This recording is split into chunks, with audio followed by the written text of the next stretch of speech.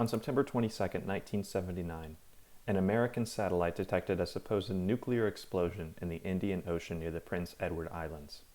The parties responsible, the reason for the blast, and the research surrounding the event were, until recently, classified.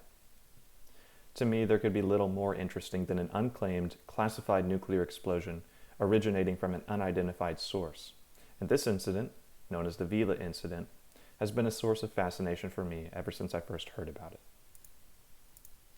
Today I want to talk to you about what happened on that day, what we know about it, why the government attempted to cover it up, who could potentially be behind it, and why the Vela incident could indicate more countries possess nuclear weapons than previously thought.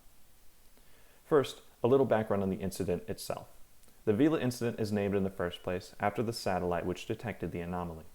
NASA describes Project Vela and the Vela Hotel satellites as the first operational group of satellites meant to detect nuclear explosions after the 1963 Partial Test Ban Treaty. It is one of these satellites, the Vela 6911, which detected the anomaly on September 22, 1979. The defining characteristic of a nuclear explosion is the so-called double flash of light. The first flash occurs as a result of the air around the nuclear weapon being superheated to over 1,000,000 degrees Kelvin. The second flash occurs as the light energy, initially held back by the shockwave of the blast, is released.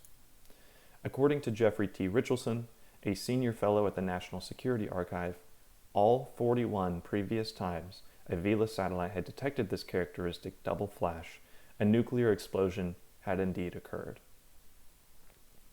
The most interesting aspect of the Vela incident, however, may not lie in what happened, but in the fabrications and claims made to disguise it.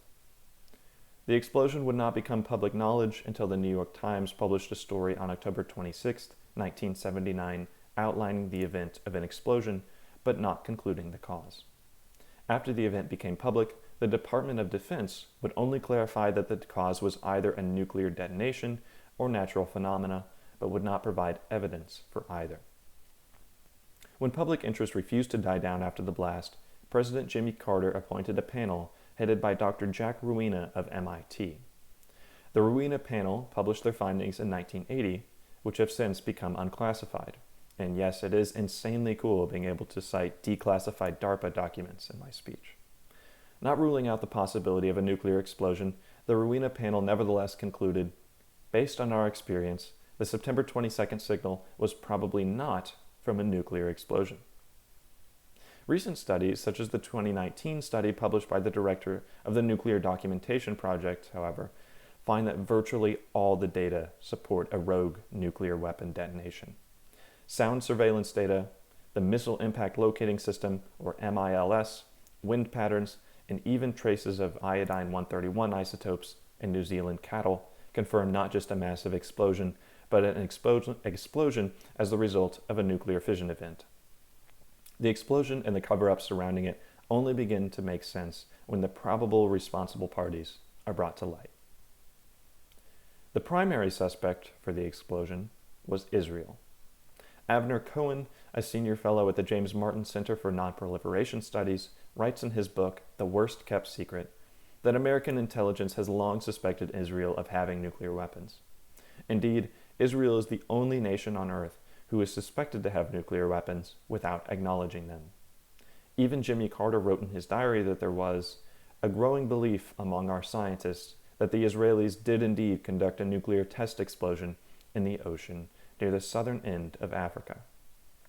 Speaking of South Africa itself was long suspected to be in cahoots with the Israelis in their quest to obtain a nuclear weapon.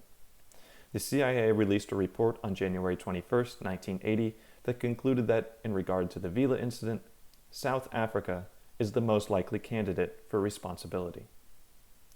Current research finds that the Vela incident was most likely a joint Israeli-South African nuclear test to further both countries' nuclear programs, although other nations, such as India and the Soviet Union, have not escaped scrutiny. So why worry about this nuclear explosion 40 years ago? For one, the Vela incident is one of the best pieces of evidence confirming a nuclear Israel. The Vela incident also illuminates that even with numerous treaties and monitoring systems, countries and militaries around the world are still capable of creating and detonating nuclear weapons. And lastly, I'd be lying if I said it wasn't just plain cool. Thank you for your time.